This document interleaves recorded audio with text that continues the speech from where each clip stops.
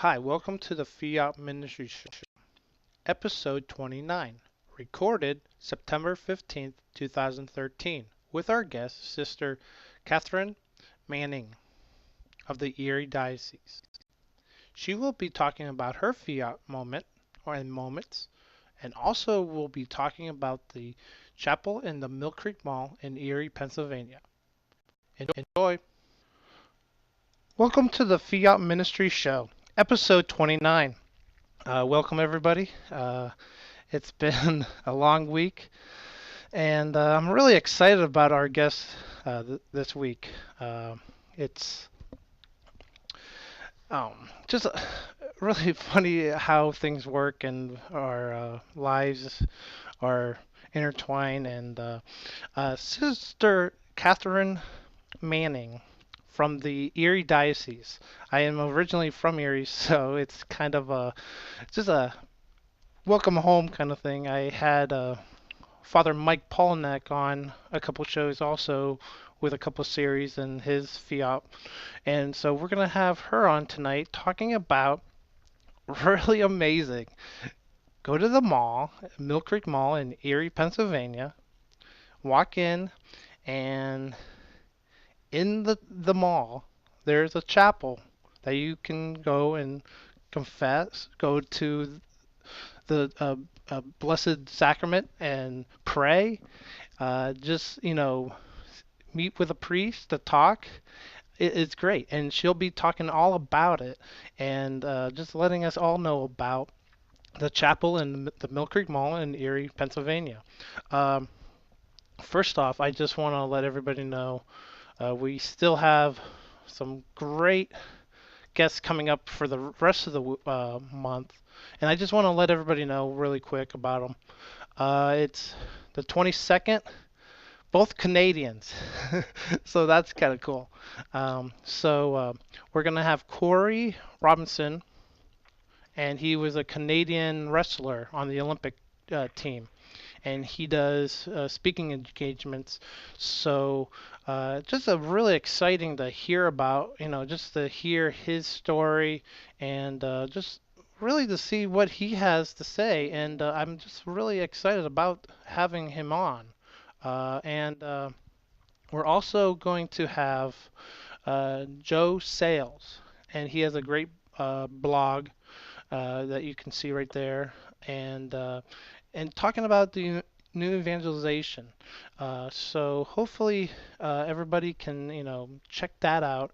Those next shows, and then October 6th, get ready for Joe Miller. Unplugged show.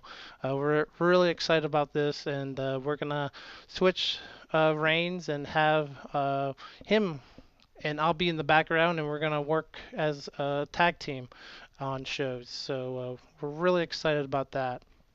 So I'm gonna bring in. I'll also come into the chat room before I. That's the last thing. Come in the chat room. Jay, welcome to the chat. If you have any questions for Sister, any comments, please let us know. I will read them to her. And I just want to first off bring in Sister to the show. Welcome, Sister. How are you doing tonight? Well, Ken, thank you so much. I'm delighted to be on your show and to just to know the wonderful work you do in making these programs available for everyone. I'm fine. You said it was a long week. I guess we can all experience long weeks sometimes. You have not just the shows and everything, but your job and family. Right. And I get involved in other things too. So, Sure. but they are good weeks, aren't they? Yeah, no, they are good weeks, They and are we good had a weeks. great week, and I just Everyone has a challenge during the week sometimes. yeah, and it's just the grace of especially my wife and my kids just give me every week, and it's but it's also a doing this and talking to people like you are just, it's an honor and a privilege to have you on tonight. And I just want, I do a prayer each week just to start out Sure. the show. And let's just do a really quick prayer, and I will introduce you, and we will talk about the chapel and also your Yes. Fiat moments. In the Great. name of Father, Son, Holy Spirit. Amen. Lord, thank you for Sister Catherine. Just thank you for her presence tonight, and just thank you for everyone watching live and being able to watch at their own times recorded. Thank you for this way of spreading the word and to allow us to say the right words tonight throughout this show.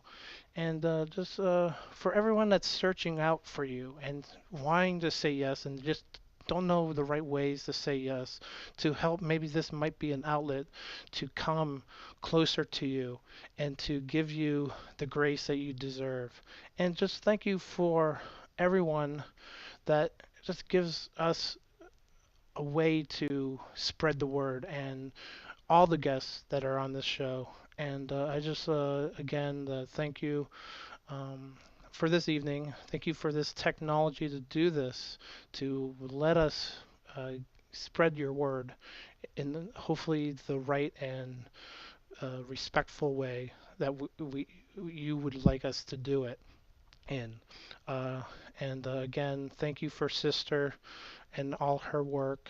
And we will hopefully just give you the grace tonight. In your name we pray. And in the Father, Son, Holy Spirit, amen. And Amen. I just want to, right before Sister, I also guess 136, welcome to the show. Please come and ask any questions. But first off, I will hopefully introduce you the correct way. And Sister Catherine Manning has been a sister for 57 years as a sister of Saint Joseph. She became a sister August 29th, 1956. She's been a teacher for 29 years. She's been in the Erie community for 57 years. And she's also been definitely a very precious place for me because my grandma worked there at St. Vincent's for 17 years, working as a health systems in Erie, the administrative positions, and also a president and chief executive officer. Uh, and I just want to, and right now she is actually uh, from 2008. She was appointed her current ministry as the vice chancellor of the Erie Diocese. And sister, welcome again. As I ask all of our guests, and what helped you, and as someone in the religious life, what helped you to continue to say yes? What was some of your ways of he was reaching out to you to say yes, and what are some of the ways that you continue to say yes uh, every day and every hour of the day? Well, Ken, thank you for that introduction. I appreciate that. You know, when you've been in an organization 57 years, it's quite a few years to review. But the highlight of my life has certainly been being a religious woman, sister of Saint Joseph. And as far as a Fiat moment, I think I grew into my Fiat.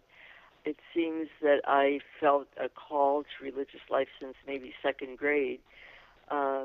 I did have the remarkable advantage of having good sisters of St. Joseph in my life when I was growing up. Um, they seemed kind to me. Sometimes you have pictures of sisters who are, paddling people and so on. But my feeling was that the ones that I had were very encouraging. We were taught to be proud of our faith, and my parents certainly were very instrumental in that too, teaching us to be proud Catholics, Christians, but also to respect all the other faiths that we had in our area. I lived in Bradford, Pennsylvania, and we had a wonderful Jewish community there. And so I grew up learning to respect all faiths, but delighted to be a Catholic, a Christian. Hmm. And Jesus and Mary were always very prominent in our family. We said the daily rosary, and I had what I would call a strong background in my life in religion. I took piano lessons from the sisters, so I would Hmm. practice after school, and then I heard them saying their prayers upstairs, so that was inspiring to a young kid like me. And then I liked the habit. They had the old black habit with the white, and I especially liked the shawls the sisters wore. So it wasn't anything super holy that Hmm. attracted me sometimes. And I never dreamed all that would change, but I'm delighted it has. And of course, I'm wearing regular clothes. There are sisters who don't, who still wear a habit, and I think there's room for all of us. Hmm. Whatever God calls us to. Um, my real Fiat moment came when I was making the retreat before my final profession. That was about 6 years after I entered. And I had, like anybody getting ready for marriage, had to determine, is this really where I can make a promise forever? Hmm. It seemed pretty awesome at my young age, as I'm sure many young, almost to be married people feel. But that was a real Fiat moment for me to say, yes, I will answer, I will go. Where you go, I will follow. Hmm. So I sort of grew into it, but there was that moment when I had to make the commitment, and it was fairly awesome. And I have never been unhappy as a religious. When I was about 39, I decided I better think about it. Did I want to continue, or should I leave, get married? I was young enough to have children yet. And Hmm. so I thought about that, and again, my commitment is to be a Sister of St. Joseph. I've had wonderful opportunities both in the United States and abroad, Right. and I look forward to upcoming opportunities to focus more on helping individuals and really, you know, focusing a little bit on the universe. We're learning a lot about the universe. How can we live better? How can we help people live better, more natural lives? Hmm. So I look forward to that. And Yeah, I and, mean, and oh, go yeah, ahead. I'm currently enjoying my work as a vice chancellor in the Right. diocese, and it has had a nice variety to it. So I'll be at that for a little while longer, and then move on to really not be in administration anymore. I've been in administration a long time, Hmm. and I've enjoyed it, and I have a gift for it. But it's time to do work with just individuals, not behind a desk, but Right. out and about, holding the hand of somebody who's dying, or teaching a little kid to read, or something, whatever Right. God calls me to. That's So, great. yeah. Yeah. And I think I know people like we were talking on our pre show, uh, and I knowing my sister-in-law Hannah, who's been on the show a couple of times, uh, searching out what she wants to become in any kind of religious life, and I always think about what you were just saying, like helping the one-on-one kind of uh, that's a great thing, that mentorship, after being an administrator for a huge bunch of people and and then now trying to focus on individuals. It's just a great way to share your, mentorship and your wisdom that you have, that, that's what I love about uh, this kind of work is when you meet someone that has that knowledge that I don't have. I gave back, I mean, it's tough, friends and everybody that came in your lives touched you, but people like you and I know other people that priests and even lay people touch my heart, and I know you're gonna be touching other hearts now, and you've probably touched many hearts, and what does that do as your final goal is to be with Jesus, and with all this work, and I mean you have to serve, and the praise, but what helps you each day sometimes on those days that are uh, it's a grind. Are there things that are, is it mostly prayer, or are there other things that you do to help, lift your soul closer to Jesus? Right. There are some days that are a grind. There's no doubt about that, Ken, and that's true for everyone, I think. Uh, But I'd say I've been blessed with a very upbeat spirit. Um, some people have a problem with not enough sunlight and so on, and those are real difficulties. I have not had that type problem. I think it helps me in my work not to be too affected by the externals, uh, But I start each day with simple prayer. I feel the Spirit of God is within me, and the grace of God is all around me. And I do come back to that. And I also feel the energy in every single thing that is around me. When I get a little bit low, I try to think about that, the energy in the desk that I'm sitting in, the molecules that hold it together.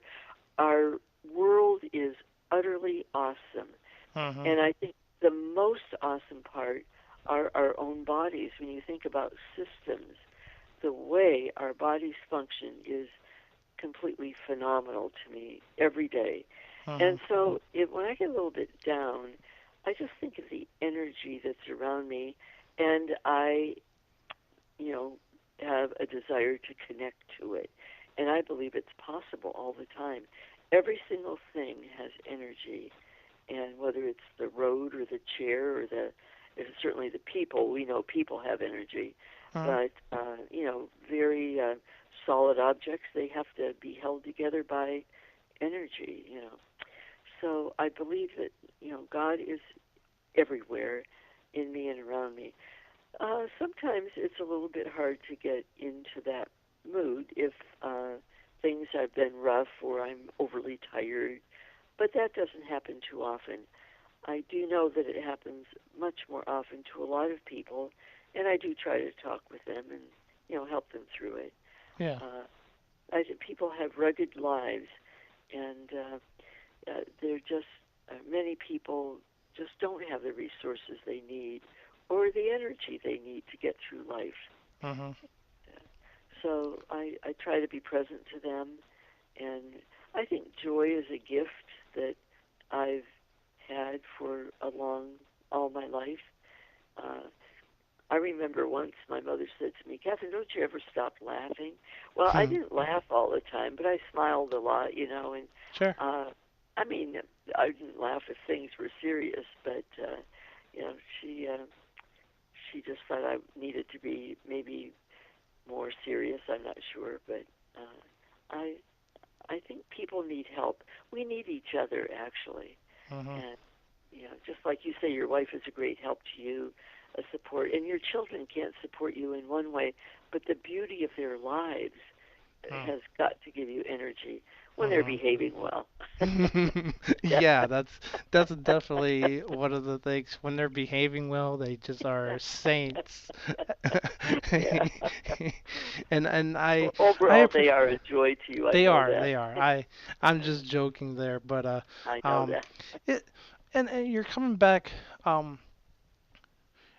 how, I mean, your childhood, and is that, helped you, you think back, if I mean just things that in general, your parents and everybody that your friends, um, how involved what you are doing right now is a tribute to everybody in your past, and I think for me, I know family is very important, and I'm glad that my parents stuck with me going to church. I didn't know at that point what it meant, but it's just something that meant something for me. So, what, Right. go ahead. Well, I think that I was raised in sort of a realm of generosity.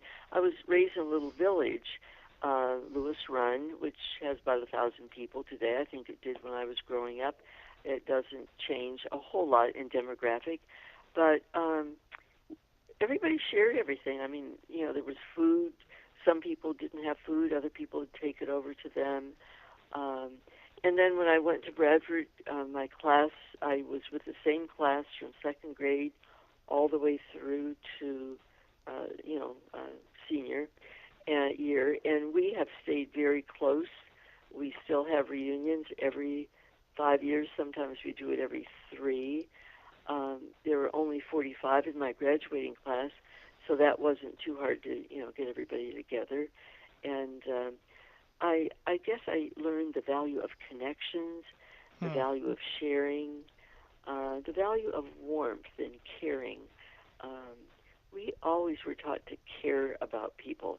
It didn't mean that we loved everybody, Hmm. but our connections were very important. And today, I think many people don't experience those connections. They're lonely.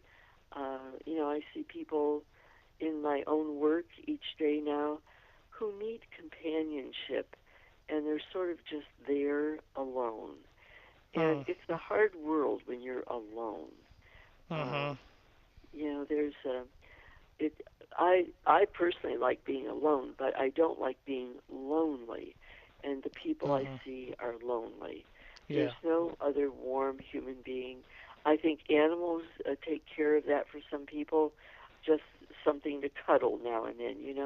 Hmm. But anyway, I think it's connections. I think very much everything, um, teaching us to give in a collection on, Sundays when we went to church. I didn't Hmm. like putting my money in. We didn't get that much of an allowance. But Right. being taught that. So, Sure. I'm happy with the background that I came from. Yeah. Very blessed. Very N- blessed. Oh, and I think that's one thing talking about loneliness and you see that yeah, it's definitely a- around us now, and Jesus wanted us to be gathered. That's why we have a mass. That's why we gather each Sunday together, and kind of hopefully we put our our mindset, because on a, just on a really quick homily that I heard this weekend, it was talking about how we don't focus and take our time on, and I'm guilty of it too, of taking our time through that mass that Sunday and focus on the right things. Not, I mean, I get focused on technology and things that intrigue me, but I need to focus on the most important thing is Jesus. And you know, sometimes you see, I mean, it was amazing. The priest was saying this homily, and they were, people were leaving right after communion, and I know you can't nitpick everybody, and everybody has their, but it's just like I think why don't we want to be together? You're like scattering, you want to be together. I mean, you want to maybe talk afterwards in an area away from the Blessed Sacrament, but just be able to gather and talk.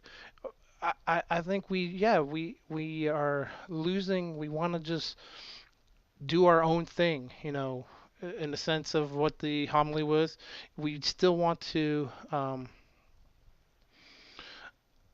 and it's just you're worshiping false things sometimes, as the readings were this last Sunday, or today actually. Now thinking about it, um, Yeah.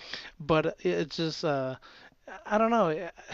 Do you have any It's a thoughts of, challenge, especially isn't it? about? Yeah, it's a challenge because we have to work, we have to be involved in things that are in front of us. But, I look at Pope Francis. I am so inspired by him because he Oh, has the world, that he cares about and has many responses he needs to make. But he's about people. He's about Jesus' uh, life sure. in going out, reaching out to people. You don't read about Jesus in Scripture being alone too much. No. There are a few times, but most of the time there's interaction with people. Now, again, it's not every day of his life that we are able to know. We know certain points in his life in the Scripture. But Jesus was about people. And Mhm. I think it's all about our connections with people. Mhm. I can't see God. I can see you. I Mhm. can talk with you. I can talk with people that come into my life. Some I will like more than others. It's just my nature, human nature. But I Mhm. will treat them all as gifts from God, you know? Mhm. And I think Pope Francis has just given us a marvelous example of Sure. detachment from stuff that doesn't really matter. Do you need a big car? Do you need to be carted around? And so on. Right. His simplicity is something that I love, and Yeah. I believe it's renewing many aspects in the church. It won't touch everything, Right. but I am just encouraged and pleased and thank God for him every day. Oh, we have you must have been watching the shows in the past. We have a big I mean we love St. Francis on the show. I mean, we've been talking, and it's just beautiful to add. I mean, another guest to share their thoughts about Saint or Pope Francis. I'm Oh, sorry, Pope Francis. I almost called him a saint already, but yeah. Pope Francis showing I think we're all saints, so don't worry about it. They name some certain ones, but if we're making effort to live a good life, we're a saint. right. Yeah, be Not in the saintly formal and sense. yep, Mm, follow and but we're gonna take a short break, sister, and okay. we're gonna uh really talk now more and I'd love to hear about it, and I think everybody in the chat and watching uh the show and recorded will like to hear about this chapel that's in a mall, and Right. it's in And I the love talking about it, so I'll wait for your cue to come in. I know. I will let you know, and we will be right back, and we will talk to Sister Catherine about the chapel in the Millcreek Mall in Erie, Pennsylvania. So stay tuned. Hi, it's Kent with the Fiat Ministry. We want to let everybody know our new partnership with Fiat Ministry Network. Our way of live streaming our shows every Sunday night can be part of your parish. Please let us know if you want to join us and be on our recorded stream or do a live presentation event activity that you would like to share with everybody on the internet. Internet broadcasting is great. It's a way to virtually have a community together. Please just join us here, presented by the Fiat Ministry Network. Live streaming events on our website or even on your website. Please let us know, and you can go directly to email us at contactfiatministry.org for any questions about doing this great way of spreading the word with your parish and other events that you would like to represent. So join us with internet broadcasting, our virtual community toward to the parishes. So let's get back to the show. Well, really quick before we get back and talk about the chapel in the Millcreek Mall, just think about this. I mean, what we're doing is just amazing, and that little commercial is just showing uh, what you can do in your parish or event to spread it all over the world. We can be seen anywhere in the world right now, and it's just a beautiful thing. So anyone that's interested in this great media streaming live, please contact us, and we'll hopefully maybe talk to you and see what we can do and help out with your parish. But I'm going to bring back Sister right now, and we will kind of get the behind the scenes and the background of the chapel in the Millcreek Mall. Sister Catherine, what I'm are here. just what's the what happened or how did this start and what were some of the things that uh, helped this process of actually having a chapel in a mall, uh, you know, from the ground up. Well, I'll tell you, Bishop Troutman, for a long time, had wanted some prayer place and a place for confession in what he called the marketplace, where people are. You know, not a church, but someplace out where people are uh, mingling other than in church. And he had thought about it for a long time, mentioned it to a few people, and then a storefront became available at the mall, and someone informed Father Conrad Kraus, who was at the time at the diocese. He's since died, may he be in peace. He was the director of worship, and he also was had architectural background, sort of an artist, and so he set up the chapel within 2 weeks, and so it would open on Ash Wednesday in Hmm. 2008. Um, it was it's in the mall calls it the Bonton course. There's Hmm. a store called Bonton, and if you go through Bonton, the chapel is exactly at the exit by on the right side. You can come in anyway in the mall and get to the chapel, but it is the closest to the Bonton. That whole concourse where it is called the Bonton concourse. Right. Uh, you've been there? Yeah, I've been there, and it's just kind of funny that I drew a blank on which store because I'm like, what was it? You know, it's all those. My mom would know. Yeah, I'm sure. My Yeah, a sister, lot my of wife people. would know. I just don't know. I don't go to the mall that much as All a the sense of shopping. To right. go Well, to the chapel, it's different.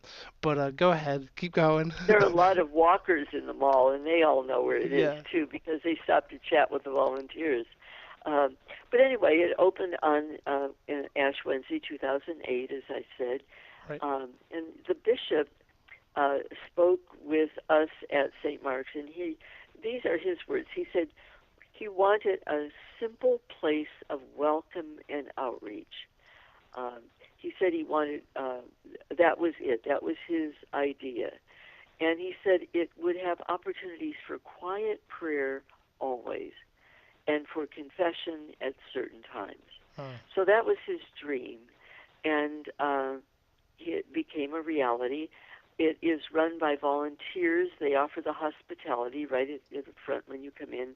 There's usually someone right at the desk there. It's to greet you, but there it is just to answer any questions. It is. He said it is not a place for counseling, but these volunteers can refer people Hmm. of all faiths, whoever, to the diocesan offices. For instance, Catholic Charities, if people have certain needs. There are certain offices that will help them. But he wanted just a place for people to be quiet, and so that's how it got started, and it has been very successful. We have about 6,200 visitors a year, men, Wow. women, and children. Uh, a good portion of those come for confession. Uh, People just spend time in prayer. Some read. We have Bibles in there available for people. We have literature that people are able to have, and some of it they can take. Almost all of it is free. We also have rosaries that are provided by the Knights of Columbus. Uh, they're there for people to take for their children, grandchildren, friends, and that's been a wonderful ministry. Uh, Visitors come from all over, certainly from Erie Mhm. and Pennsylvania, other places in Pennsylvania, but it's surprising how many other states and even other countries people come from. We, of course, have busloads from Canada for shopping, and many stop in. One of the exciting things right now Hmm. is that we are in the process of beginning to print a little brochure for the mall Hmm. because so many people have asked for it to take back to their bishops or to their pastors Oh, great. as a wonderful idea, right? Yeah. Um, I'll mention the volunteers later, but they keep a little log every day, and that's how we know where people will stop by and say, "I'm from Louisiana" or "I'm from South America," and I think this is great. Uh, Generally, people think it's a wonderful idea. It's not um, avant-garde faith or religion or anything. It's just a solid way of having a place for people to sit and be at peace in front of the Blessed Sacrament, or if they don't happen to believe in that particular realm, just to sit and be at peace. Mhm. And it has been that for people. Uh, there were a few times that I volunteered at the beginning, and there were men sitting in the outside the chapel. They were sitting in the TV area, Mhm. and I would go out and say, maybe you want to come in and just say a prayer that your person you're with doesn't spend too much. And they would come in and take a look. Some stayed and prayed, but most of them went back to the TV. uh, and it is in the mall. There are occasions when we will get a complaint. For instance, there Hmm. was bungee jumping right outside the Mhm. chapel, up a ways. Well, it can get noisy. Now we can shut the doors too, but you know, when people complained about it, I said, well, it is a chapel in the mall, so there are going to be certain voices that Yeah. you hear. And it's sort of fun because now they have a child's play area outside, Mhm. and some people come in and say, "Oh, it's just so noisy. Those children, they should have it in another place." Yeah. Others will come in and say, "Isn't it wonderful to hear all those voices of Yeah. children happy?" And so it's a variety. Most people think it's fantastic, unusual, a great idea. Uh, like I said, if you don't like it, don't think it's proper. But generally, they're polite about it and say Right. that. And everybody's entitled to an opinion. Mhm. So we have 15 confessors. They're priests who uh, sign up and take their time to come at various times for confession. And the bishops also hear confessions periodically. Um, our volunteers are awesome. We would not be able to do it without our volunteers. Mhm. There have been two deacons, uh, Deacon Chuck Adamczak. He's been there with us from the very beginning, from 2008, and now we have Deacon Doug Conzel, who is sharing with Chuck the responsibilities of, really getting the chapel in great order, keeping it in order, getting the volunteers, helping to orient them. They send out a weekly schedule. They have been just marvelous. Uh, we need 4 volunteers every day, 6 days of the week. We're not open on Sunday. We Mhm. close for a couple holidays, too. We always post it ahead of time. Uh, Mhm. Many of the volunteers come at the same time every week, but we can always use new volunteers. We have about 50 dedicated volunteers, and they're a great help in keeping the chapel going. Yeah. Uh, the Knights of Columbus have been wonderful when we opened the chapel. We had two confessionals. They were sort of flimsy. They were put together, remember, in 2 weeks. And they were just very simple. The chapel itself is very simple. Hmm. And but the Knights of Columbus offered to Bishop Troutman to build two substantial confessionals. That way, the voices of people who talk louder aren't heard, Yeah.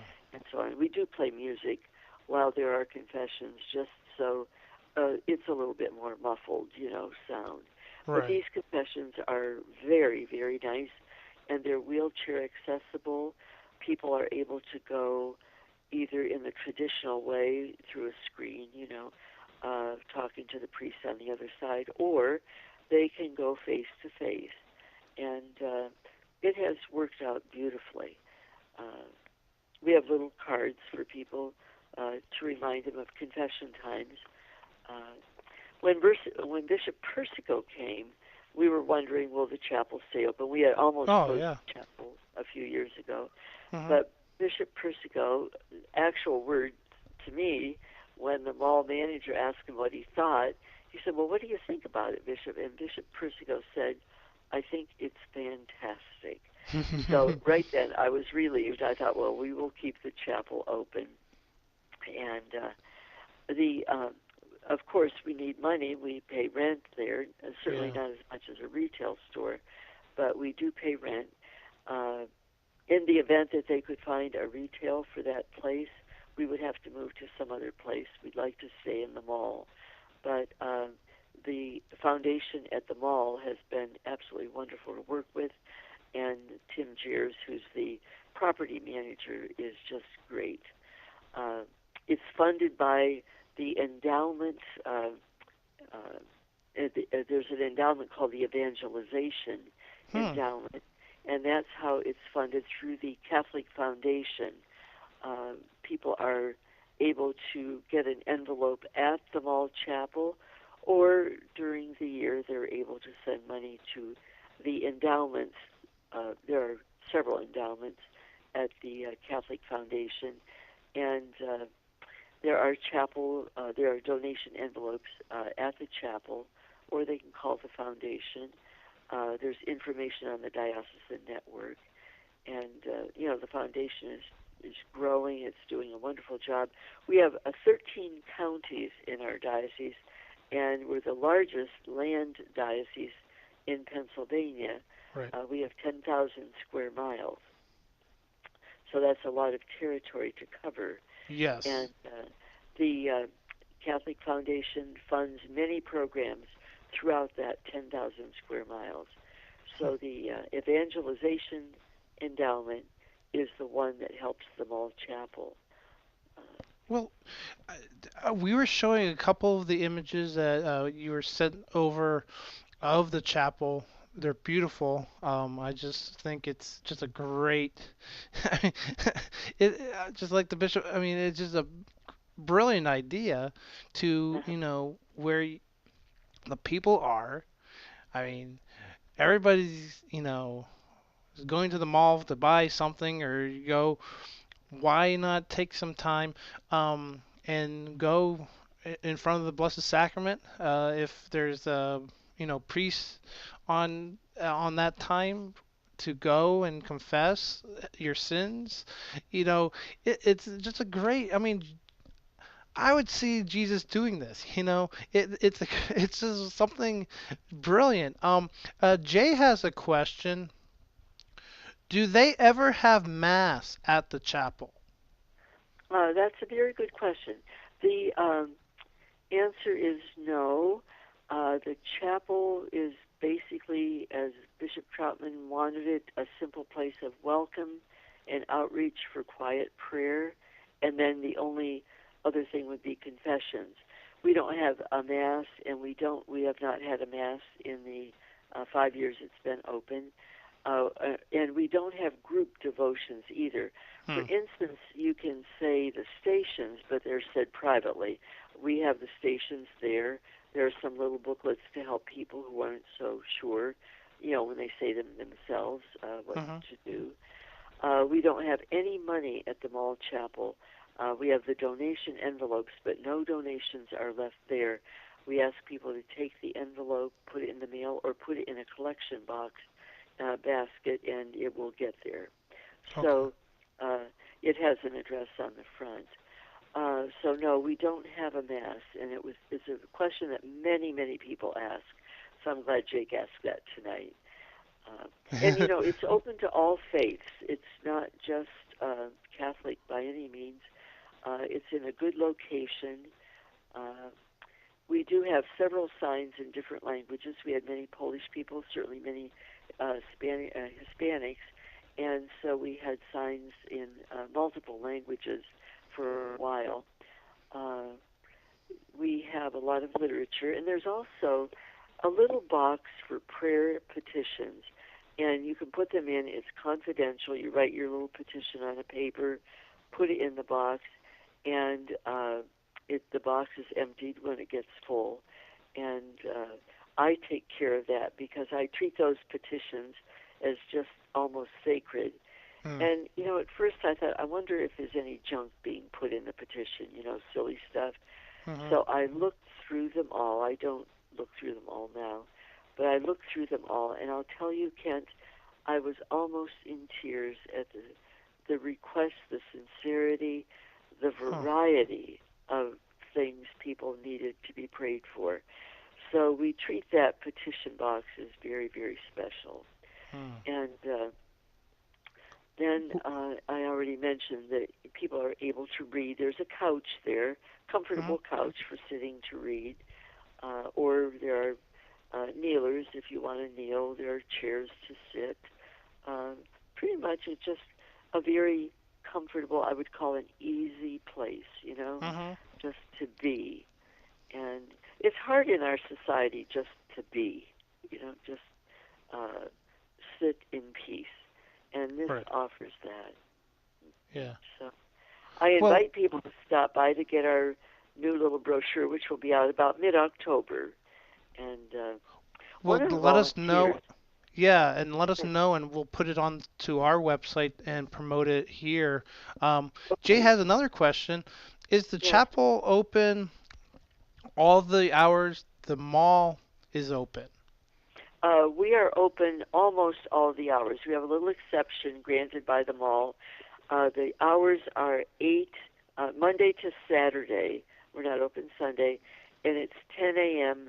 to 8 p.m. And we break that time up into 4 periods for 4 different volunteers. So it is open Monday to Saturday, 10 a.m. to 8 p.m. And then confessions currently are on Wednesdays from 2 to 4 o'clock and on Saturdays from 11 to 1. We don't have a priest assigned to the chapel, it depends on the volunteers. So, and everyone. Oh, and I think Jay just there's a little delay with the chat what he's watching, and the I think he'll get the confession schedule. He's asking about the confession schedule that you just gave out. So that's the confession schedule is Wednesdays from 2 to 4 and Saturday from 11 to 1. Is that correct? That's correct. And it's posted outside the chapel. I mean, you can, if you just walk up to the chapel, you'll see it posted. Okay. Well, it's just great. I mean, I hopefully people taking advantage of this great place to go. Yeah, go shop. Okay, but but come back and go to your what are some of the oh, go ahead. No, go ahead. There are people who just use the chapel to sit down and rest while they're shopping, and there's absolutely nothing wrong with that. There are plenty of chairs out in the mall. They can sit there too, but many just come in and say, "I need to rest," and they want to rest either in the presence of Jesus, or they just want to rest in a quiet, maybe a holy place. Right. And it's great. One thing I want to point out is that we do have a lot of confessions. We make every effort not to compete with the parishes. But what we have found is that people who are coming to the mall sometimes aren't able as easily to get to a church during the hours when they have confession. Now, many Mm. churches have confession very convenient for people, but many older people can get the lift, for instance, or be let out at the mall. Everything is one level, so Mhm. it's easier for them. The other thing is, we have learned from the confessors, there are many people who have not gone to confession who are Catholic for 20, 30, some 40 years who have gone to the mall chapel for confession. Mm. They are not comfortable yet going back to a church. And so it has been a blessing for them. And Mhm. you never know when you are inspired by the Spirit uh, to think about your faith life. So if the mall chapel has done that for some, then it's been truly a blessing for them. Yeah. Uh, One of the confessors said that he feels the mall chapel, this is a quote, is literally God's grace at work.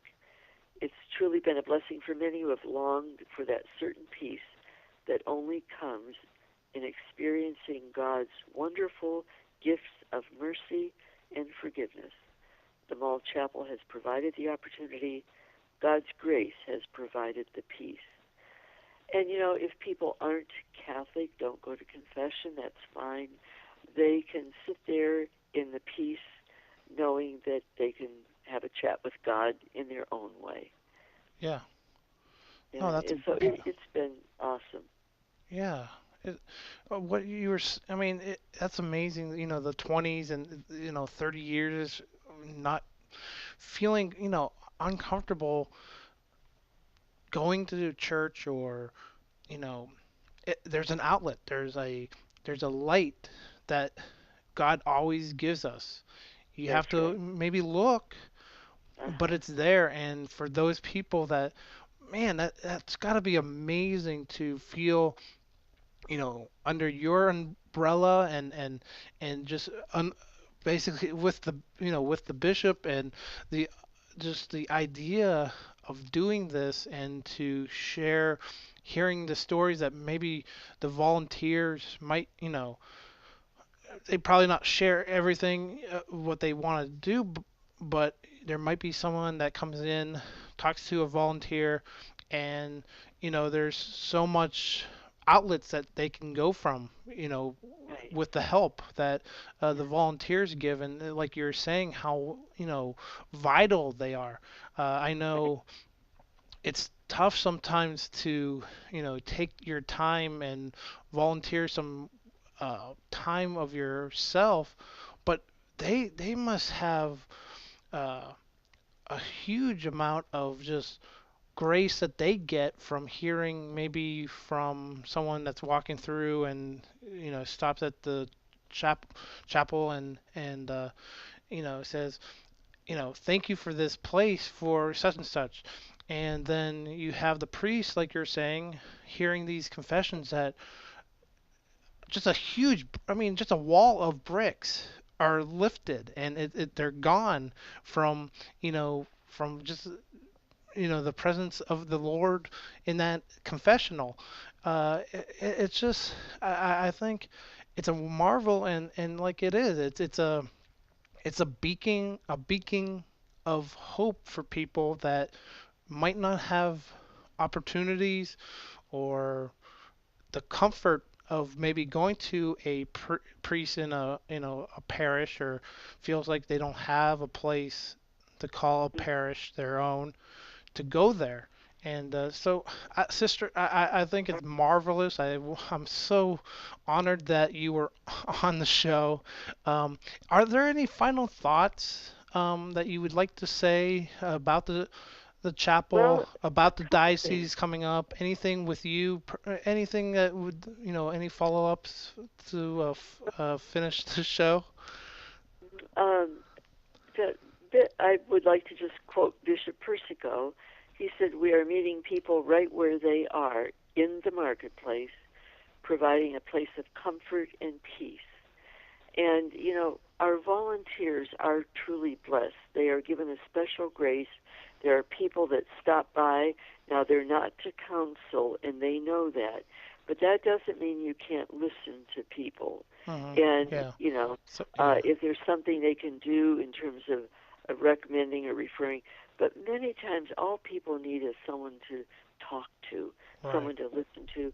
And I know that many of our volunteers provide that for people. We Hmm. ask them not to talk loud if there are people praying, Hmm. uh, you know, but I do know that they're very blessed people, our volunteers. And I am most grateful that you asked about the Mall Chapel, had time on your show for us. Uh, it's really one of the blessings of my work in the last 4 years, and I believe that the diocese is headed in a great direction under the direction of Bishop Persico.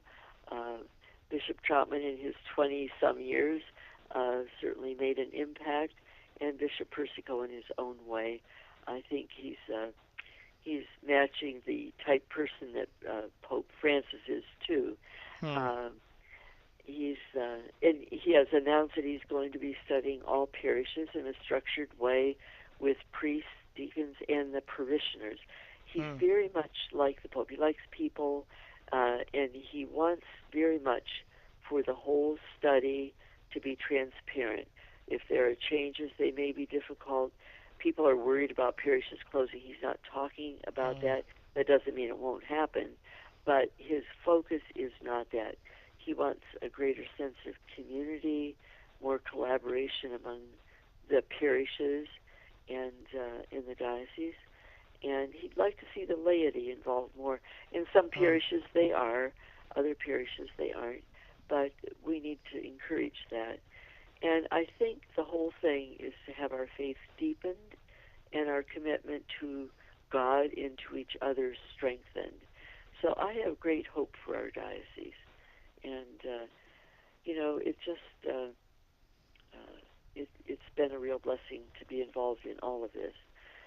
And I am just so grateful to you, Kent. So I I'll keep your ministry in my prayers.